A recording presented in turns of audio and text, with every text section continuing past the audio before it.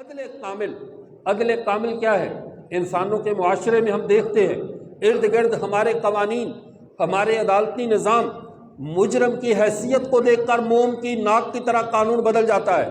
مجرم اگر صاحب حیثیت اور صاحب ثروت ہو تو اس وقت قانون کا رنگ اور ہوتا ہے، اور جب مجرم غریب ہو تو قانون کی سختی اور طرح کی ہوتی ہے۔ لیکن اسلام ایک ایسی چیز ہے اور نظام اللہ نے جو اللہ کے اس نظام اور قانون کا بانی ہے، جس رب نے قانون بنایا اس کے سامنے کوئی صاحب ثروت نہیں ہے، اس کے سامنے کوئی صاحب حیثیت نہیں ہے، وہ بلا شرکت غیرے پوری کائنات کا مالک ہے۔ جب وہ پوری کائنات کا مالک ہے تو اس کا ہر قانون عدل رکھتا ہے، اس کے قانون میں کسی کے لیے کوئی رعایت نہیں ہوتی، اس کا قانون جامع ہے، چونکہ رعایت وہ کرتا ہے جسے ڈر ہو اپنی نوکری کے جانے کا۔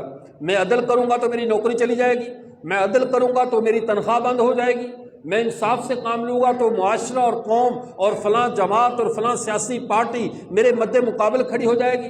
اس ڈر سے انسانوں کا عدل اوپر نیچے ہو سکتا ہے۔ خدا ہر ڈر سے پاک ہے، خدا کو کسی مخلوق کا، کسی بھی طاقتور سے طاقتور کا خدا کے ہاں کوئی ڈر اور کوئی خوف نہیں ہے۔ اس لیے اللہ کا نظام مکمل عدل رکھتا ہے، اپنے بندوں میں عدل کرتا ہے، اور یہ صفت اللہ کی کتاب قرآن پاک میں ہے اور کسی کتاب میں نہیں۔ یہی تو وجہ ہے اس نظام نے، اس قرآن نے ایسا معاشرہ تشکیل دیا تھا، ایسا معاشرہ تشکیل دیا تھا کہ جس کے نظام عدل کے سامنے نہ کسی کی بزرگی، نہ کسی کی خاندانی وجاہت، اور نہ کسی کا کوئی خاندانی پروٹوکول اور قوم کی طاقت اس کے نظام عدل کو کبھی بھی چیلنج نہیں کر سکی۔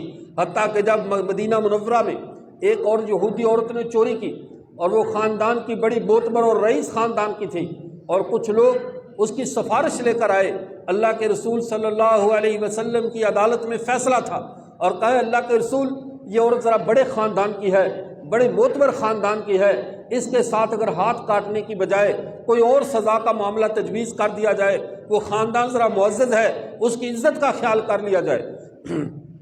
آپ صلی اللہ علیہ وسلم نے جواب میں کیا ارشاد فرمایا؟ فرمایا لو سرقت فاطمہ بنت محمد لقطع یداہا، فرمایا اگر محمد صلی اللہ علیہ وسلم کی بیٹی بھی اگر اس جرم میں ملوث ہوتی، چوری کرنے والے جرم میں، حالانکہ آپ صلی اللہ علیہ وسلم سے بڑھ کر کس کا خاندان معزز ہو سکتا ہے؟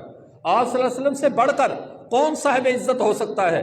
لیکن آپ صلی اللہ علیہ وسلم نے مثال کے طور پر اپنی بیٹی سیدہ فاطمہ طاہرہ کا تذکرہ کیا، تاکہ لوگوں کے دماغوں سے عدل کے معاملے میں یہ خوف نکل جائے کہ کوئی معتبر ہو، کوئی معزز ہو، کوئی صاحب حیثیت ہو تو اس کے معاملے میں عدل کو تبدیل کرنا ہے۔ فرمایا اگر میری بیٹی سے بھی یہ معاملہ پایا جاتا تو میں محمد اس کا بھی ہاتھ کاٹ دیتا، اس کے ساتھ رعایت نہ کرتا۔ یہ اسلام کا نظام عدل ہے، اور یہی نظام عدل ہے جب مسلمانوں نے سمرقند کو فتح کیا۔ ازبکستان کا ایک مشہور شہر ہے آج کل، پہلے یہ ان کا دارالخلافہ تھا، جب ماورا النہر کا اور ایشیا کے زوال کے بعد پھر جب یہ ریاستیں آزاد ہوئی تو ازبکستان کا بھی تاشقند ان کا دارالخلافہ ہے۔ اسی سمرقند کے اندر اس کو حضرت قتیبہ بن مسلم رحمۃ اللہ علیہ نے ان کو فتح کیا۔ فتح کیسے کیا؟ انہوں نے یہاں پہ ارد گرد کے جو شہر تھے، جیسے بخارا یہ قریب 300 کلومیٹر کے فاصلے پہ ایک شہر تھا، اور اسی طرح شیر ابود ہے، اور اسی طرح کشک دریا ہے، یہ سارے شہر فتح ہوتے آئے اور ہر علاقے کے لوگوں نے مزاحمت کی۔ تو قتیبہ بن مسلم نے اسی طرز پہ جو ہے وہ سمرقند پہ حملہ کیا اور اس سمرقند کو فتح کر لیا۔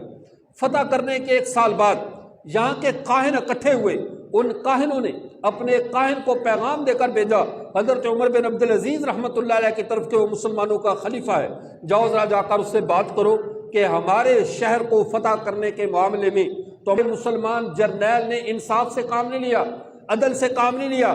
اگر انصاف سے کام لیتا تو پھر بات اور تھی، لیکن یہ ہمارے ساتھ ناانصافی ہوئی ہے۔ اب جب کاہنوں کا سفیر جب وہ دمشق میں پہنچا، اسلامی خلافت میں شہر میں پہنچ کر پوچھتا کہ تمہارے خلیفہ کا محل کدھر ہے، تمہارے خلیفہ کا جو شاہی پروٹوکول کا جو اس کا قلعہ ہے وہ کدھر ہے؟ انہوں نے کہا ہمارے ہاں خلیفہ بھی ایک عام آدمی ہوتا ہے، بس وہ اس کی حیثیت ایک ریاستی ملازم کی ہے، وہ ریاست کا ملازم ہے، اس کے دروازے پہ نہ کوئی دربان ہوتے ہیں، نہ اس کا کوئی الگ سے پروٹوکول ہوتا ہے۔ فلاں گلی میں جاؤ، فلاں محلے میں جا کر دیکھو، اور اتنے نمبر کا مکان اس کا ہوگا، اتنے فاصلے پہ جا کر دیکھو۔ اس آدمی کو پہلے تو یہ مذاق لگا کہ کیا یہ بھی ہوتا ہے کہ مسلمانوں کے حکمران مسلمانوں کے عام مکانوں میں رہتے ہوں؟ جب وہ وہاں پر پہنچا دیکھا تو حضرت عمر بن عبدالعزیز رحمۃ اللہ علیہ اپنے ملازم کے ساتھ اپنے مکان کو گارے کی لپائی کر رہے ہیں۔ اور خود تگاری کو اٹھایا ہوا ہے اور وہ ملازم جو ہے وہ گالا لگا رہا ہے۔ اس نے پوچھا مسلمانوں کا خلیفہ عمر بن عبد العزیز، اس کا مکان کون سا ہے؟ انہوں نے کہا میں عمر بن عبد العزیز ہوں، ذرا بتلائیے آپ کا مسئلہ کیا ہے؟ وہ آدمی ہکا بکا رہ گیا، کہنے لگا بزرگوں آپ کی عمر ہے مذاق کرنے کی؟ کہاں 64 لاکھ سے زائد مربع میل کی حکومت اور خود مزدور بن کر ساتھ گارا اٹھا رہے ہو، یہ کیسے ہو سکتا ہے؟ اس نے کہا آپ اپنا مسئلہ بتاؤ، مسئلہ کیا ہے؟ ساتھ ایک دو نے کہا یہی خلیفہ ہے ہمارے یہاں۔ خلیفہ نے کہا یہ مطلب نہیں ہے کہ سارے کام کے لیے ملازم رکھنے اور خود بری ذمہ ہے، وہ بھی ریاست کا فرد ملازم ضرور ہے لیکن اپنے کام یہ خود کرتے ہیں۔ انہوں نے کہا ٹھیک ہے، معاملہ رکھا سامنے۔ انہوں نے کہا کہ جی میرے ساتھ ہمارے ساتھ سمرقند میں یہ مسئلہ پیش آیا کہ تمہارے قتیبہ بن مسلم نے سمرقند کو فتح کیا لیکن اسلامی طریقے پہ فتح نہیں کیا، بلکہ ہمیں بغیر اطلاع دیے، بغیر ہمارا خیال رکھے ہمیں جو ہے وہ ہمارے ساتھ زیادتی ہوئی، ہمارے شہر کو ہم سے چھین لیا گیا۔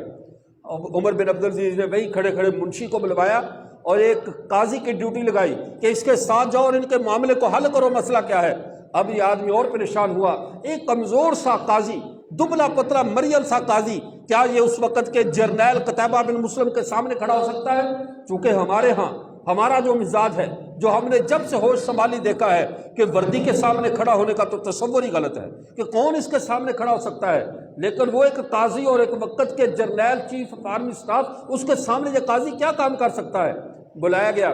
جب یہ سمرقند میں پہنچے قاضی القضات صاحب، انہوں نے جا کر عصر کے وقت وہاں پر، عصر سے پہلے پہنچے، زور کے قریب جا کر وہاں پہ کرسی رکھی، بلوایا کاہنوں کے بڑے کو بلوایا، مسلمانوں کے جو جرنیل تھے قتیبہ بن مسلم انہیں بلوایا اور ساتھ فوج کے سارے جرنلوں کو بلوا کر ان کا کوئی پروٹوکول نہیں ذکر کیا، ان کو عزت کے ناموں سے نہیں بلایا، کہا قتیبہ بن مسلم ادھر کھڑے ہو، تمہارے اوپر ایک الزام ہے۔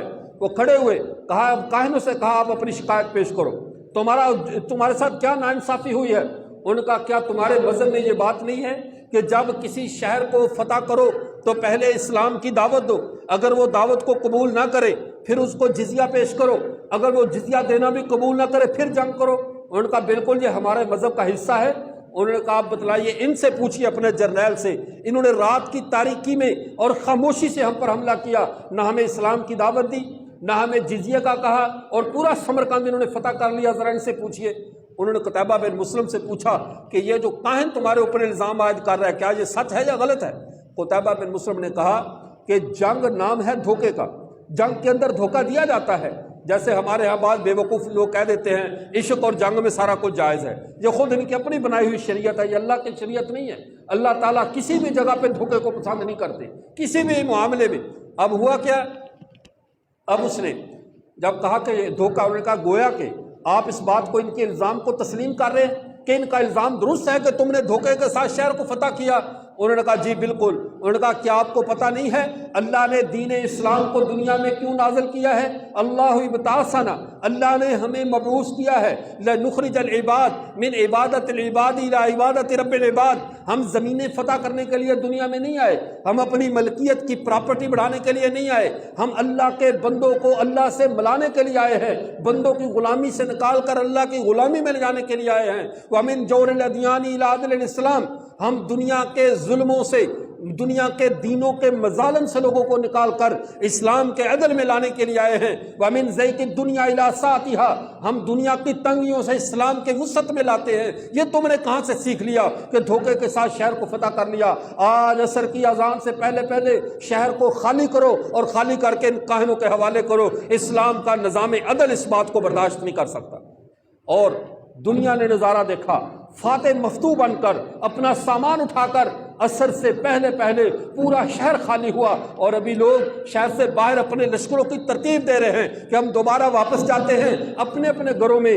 دیکھا تو اسی سمرقند سے اذانوں کی آوازیں گونجنے لگیں۔ لوگوں نے پوچھا اب کیا کوئی مسلمان اندر رہ گئے؟ کاہنوں کا بڑا دوڑتا ہوا آیا، آ کر کہنے لگا نہیں، ہم نے تمہارے اس نظام عدل کو دیکھ لیا ہے، ہم سب کے سب محمد عربی کے دین میں داخل ہو چکے ہیں، اب یہ شہر تمہارا ہے، اب یہ شہر تم رکھو اس لیے کہ ہم نے تمہارے نظام عدل کو دیکھ لیا ہے۔ اسلام کا نظام عدل اتنا حساس ہے کہ اپنے اوپر کسی قسم کا دھبا برداشت نہیں کرتا۔ قصہ مختصر، حضرت عمر کے دور میں جبلہ بن اہم نامی ایک عیسائی بادشاہ نے، جو کہ بادشاہ تھا اور وہ مکہ کا مسلمان ہوا، بیت اللہ کا طواف کر رہا ہے، طواف کرتے ہوئے اس کے جبے پہ ایک بنو فرازہ قبیلے کے ایک بدو کا پاؤں آ گیا، اس نے موڑ کر اس کے منہ پہ تھپڑ مارا کہ تو غلام ایک بدوی ہو کر ایک بادشاہ کے جبے پہ پاؤں رکھتا ہے۔ لیکن وہ بدوی احترام میں، حرم کے احترام میں خاموش رہا، لیکن امیر المومنین سے عرض کیا کہ امیر المومنین اس بادشاہ نے حرم کے اندر میرے منہ پہ تھپڑ مارا ہے۔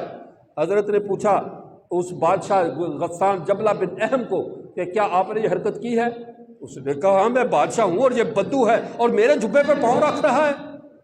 حضرت عمر نے کہا نہیں، اسلام کے نظام عدل میں آپ کی بادشاہت کو نہیں دیکھا جائے گا، عدل کے ترازو کو دیکھا جائے گا۔ یا تو اس سے معافی مانگ کر اسے راضی کر لو، ورنہ تمہارے منہ پہ بھی ویسے ہی تھپڑ مارا جائے گا جیسے تم نے ایک غریب کے چہرے پہ تھپڑ مارا ہے۔ اس آدمی نے کہا اچھا، کیا ایک بدو کی وجہ سے ایک بادشاہ کے منہ پہ تھپڑ مارا جائے گا؟ حضرت عمر نے کہا جب معاملہ اسلام کی عدالت میں آ جائے، کوئی بادشاہ اور کوئی غریب نہیں رہتا، یہ ہمارا نظام عدل ہے اور اس میں تمہارے منہ پہ ویسے ہی تھپڑ مارا جائے گا جیسے تم نے مارا ہے۔ یہ آدمی مرتد ہوا، مرتد ہو کر راتوں رات بھاگ گیا، دوبارہ عیسائی ہو گیا۔ حضرت عمر رضی اللہ تعالیٰ کہا کرتے تھے مجھے اسلام کے عدل کو باقی رکھنے کے لیے چاہے پوری دنیا بھی مرتد ہو جائے یہ برداشت ہے، لیکن اسلام کے نظام عدل پہ میں انگلی اٹھتی ہوئی نہیں دیکھ سکتا۔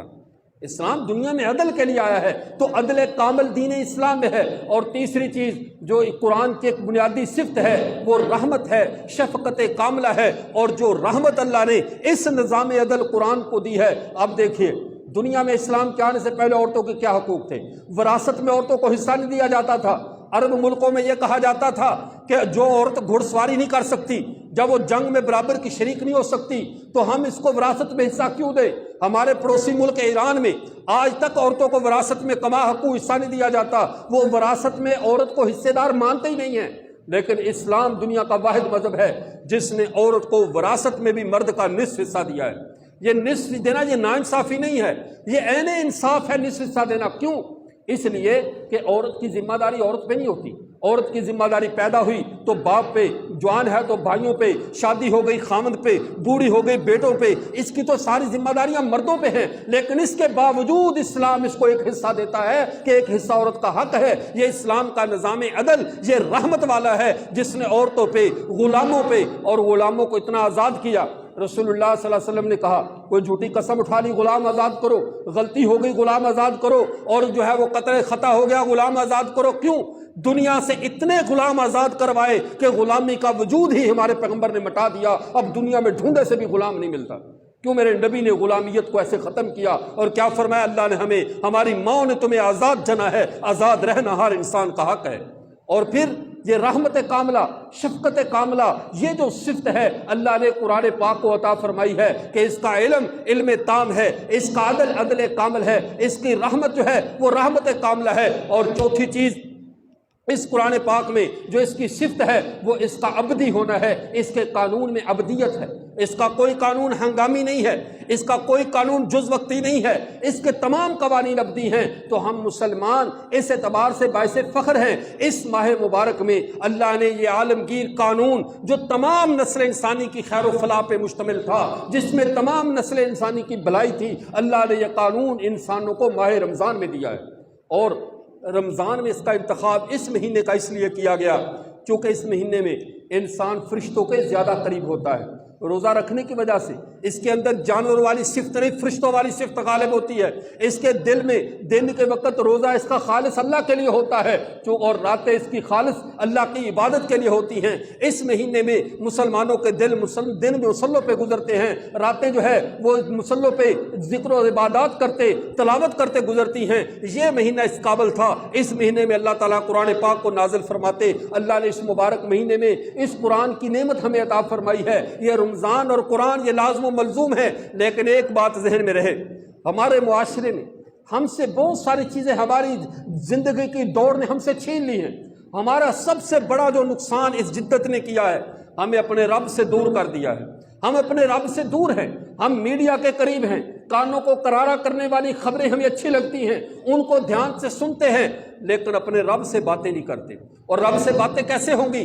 جب ہم اللہ کے قرآن کی تلاوت کرتے ہیں۔ کسی نے پوچھا تھا کسی اللہ والے سے کہ بندہ اپنے رب کے قریب سب سے زیادہ کب ہوتا ہے؟ فرمایا جب وہ قرآن پاک کی تلاوت کر رہا ہو، اس وقت کیونکہ وہ اپنے رب کی باتیں کر رہا ہوتا ہے، وہ تب سب سے زیادہ اپنے اللہ کے قریب ہوتا ہے۔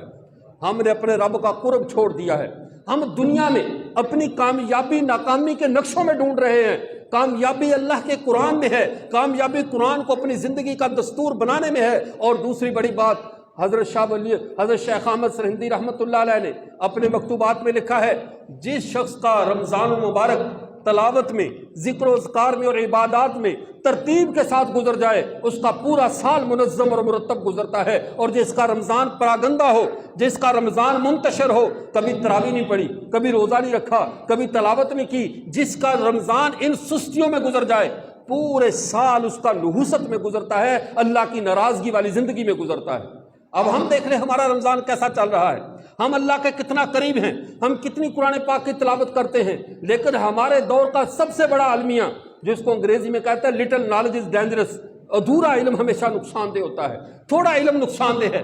ہمارے ہاں اگر کوئی آدمی عالم دین عمل بتائے، فوراً کہتے ہیں میں نے فیس بک پہ پڑھا تھا 3 دن سے کم میں قرآن نہیں ختم کرنا چاہیے۔ چلو 3 دن سے کم نہ کرو، پورے مہینے میں تو کرو۔ نہ کوئی عمل کرنا ہے، نہ کسی کو کرنے دینا ہے۔ اور حدیث میں آتا ہے رمضان المبارک کا ایک سجدہ اللہ کے ہاں 1500 نیکیاں اس کی لکھی جاتی ہیں، جو رمضان المبارک میں ایک سجدہ کرتا ہے۔ اب جس نے 20 تراویحیں پڑھی، بتائیے کتنی نیکیاں لے کر اللہ کے دربار سے گیا۔ اب اس نے 40 سجدے کیے 20 رکعت نماز تراویح میں، اور 40 کو 1500 سے ضرب دے کر دیکھو کتنی نیکیوں کا۔ لیکن خسارہ کیا؟ اب بہانے ڈھونڈنا شروع کر دیں گے، پتہ نہیں کتنی پڑھنی چاہیے۔ عبادات میں کبھی اللہ سے لیتے وقت تو ہم تھوڑا نہیں مانگتے، لیتے وقت جب اللہ کی طرف سے آ رہا ہو، ہم اللہ سے دولت مانگتے ہیں تو قارون سے کم خزانے پہ ہم راضی نہیں ہوتے۔ صحت مانگتے ہیں تو ہم دنیا کے بڑے بڑے شداد نامی پہلوانوں جیسی صحت مانگتے ہیں۔ جب ہمیں دنیا میں زمینیں چاہیے، حکومت اور اقتدار چاہیے، ہم دنیا کے فرعونوں سے زیادہ اقتدار چاہتے ہیں۔ لیکن جب اللہ کی بندگی کی باری آئے، اللہ کے لیے سر جھکانے کی باری آئے، ہم بہانے ڈھونڈتے ہیں کہ کوئی ایک ضعیف روایتی مل جائے، مجھے تراویح نہ پڑھنی پڑے، مجھے کوئی بہانہ مل جائے قرآن پاک کی تلاوت نہ کرنی پڑے۔ یہ ہمارے دلوں میں وہ چور ہے، ہمارے دلوں میں وہ اللہ سے دوری کی نحوست برس رہی ہے کہ ہم اپنے رب کے قریب جانے کی بجائے دور جانے کے راستے ڈھونڈتے ہیں۔ ورنہ صحابہ کرام رضوان اللہ تعالیٰ علیہم اجمعین میں اتنا ذوق عبادت غالب تھا، اتنی عبادت کا ذوق غالب تھا۔ 3 صحابہ آئے آپ صلی اللہ علیہ وسلم کے گھر میں، آ کر معلومات کی کہ آپ صلی اللہ علیہ وسلم کی عبادت کیسی تھی۔ یہ عبادت کیوں پوچھ رہے ہیں؟ تاکہ ہم بھی کریں کہ پیچھے نہ رہ جائیں۔ اور ہم پوچھتے ہیں کوئی بہانہ مل جائے، عبادت چھوڑنی کیسے ہے؟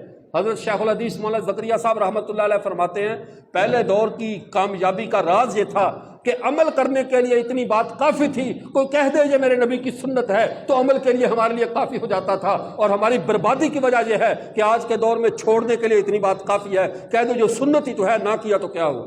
ہمارے ہاں اپنے نبی کی باتوں کی یہ وقت رہ گئی ہے، یہ اہمیت رہ گئی ہے۔ یہی وجہ ہے ہمارے گھروں میں پیارے پیغمبر کی سنتیں صبح و شام ذبح ہوتی رہے، ہمیں غصہ نہیں آتا، لیکن گھر میں گلاس ٹوٹ جائے تو بچے کے منہ پہ تھپڑ لگتا ہے۔ گلاس کی اہمیت ہے، گھر کے برتنوں کی اہمیت ہے، ہمارے پیغمبر کی سنت کی ہمارے اہمیت نہیں ہے، جتنی مرضی دن رات ہمارے گھروں میں ٹوٹتی رہے۔ صحابہ نے پوچھا اللہ کے نبی کے گھر میں عبادت کیسی تھی؟ کیف کانت العبادت رسول اللہ صلی اللہ علیہ وسلم، اللہ کے نبی کی عبادت کیسی ہوا کرتی تھی؟ جب بتلایا گیا وہ روزے بھی رکھتے تھے نفلی اور چھوڑ بھی دیتے تھے، راتوں کو سوتے بھی تھے، عبادت بھی کرتے تھے، اور بیویوں کے حقوق بھی ادا کرتے تھے۔ ایک صحابی نے کہا اللہ کے نبی تو بخشے بخشائے ہیں، انہیں کیا ضرورت ہے عبادت کرنے کی؟ وہ تو ایک عبادت بھی نہ کرے، جو ان کا مقام ہے وہ کسی کو تھوڑا مل سکتا ہے۔ یہ حسن ظن تھا ان کا اپنے نبی کے بارے میں۔ اور ہمیں اگر پتہ چل جائے فلاں عالم نفل نہیں پڑھتا تو اس کے اوپر فتویٰ لینے چلے جاتے ہیں، اس کے پیچھے نماز بھی جائز ہے یا نہیں کہ اس نے ظہر کی آخری 2 نفل نہیں پڑھے۔ ہمارے علماء سے بدگمانی، انبیاء کے وارثوں سے بدگمانی کا یہ عالم ہے، اور ادھر دیکھو کیسا اچھا گمان کر رہے ہیں۔ پوچھا کہ وہ کہا اللہ کے نبی تو بخشے بخشائے ہیں، ہمیں ضرورت نہیں کہ ہم اس راستے پہ اتنی وہ کریں جیسے ہمارے نبی نے جو ہے وہ اللہ کے نبی صلی اللہ علیہ وسلم کو جتنی عبادت کی ضرورت ہے انہیں نہیں، ہمیں زیادہ ضرورت ہے۔ ایک نے کہا میں ساری رات عبادت کروں گا، کبھی سویا نہیں کروں گا۔ دوسرے نے کہا میں ہمیشہ نفلی روزے رکھوں گا، کبھی چھوڑوں گا نہیں۔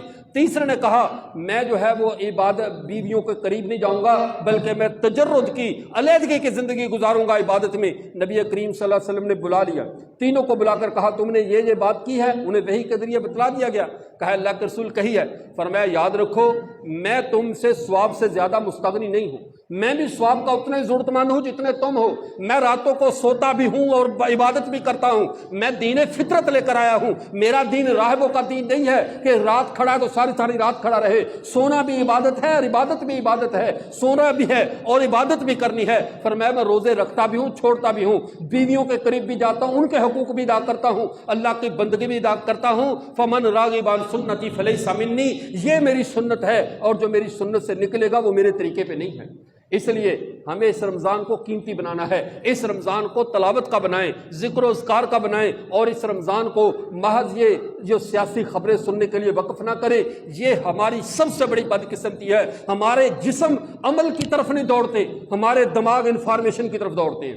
نئی انفارمیشن ملے فوراً دیکھو ملک میں کیا ہو گیا، ملک میں جو بھی ہوا رمضان کے تب بھی 29 یا 30 دن پورے کرنے ہیں۔ اگر ملک میں حکومت بدل جائے یا رہ جائے، اس سے ہمارا قیامت کے اندر کوئی نفع نقصان وابستہ نہیں ہے۔ قیامت میں ہم سے ہمارے روزوں کا پوچھا جائے گا، قیامت کے دن ہم سے ہماری عبادات کا پوچھا جائے گا، ہمارے اعمال کا پوچھا جائے گا۔ آج کا مسلمان جتنا سیاسی اور انٹرنیشنل امور میں تعلق رکھتا ہے، جتنی ذمہ داری سے وہ شرارتوں میں مصروف رہتا ہے، اس سے آدھی ذمہ داری میں آپ اپنے رب کو پا سکتے ہیں۔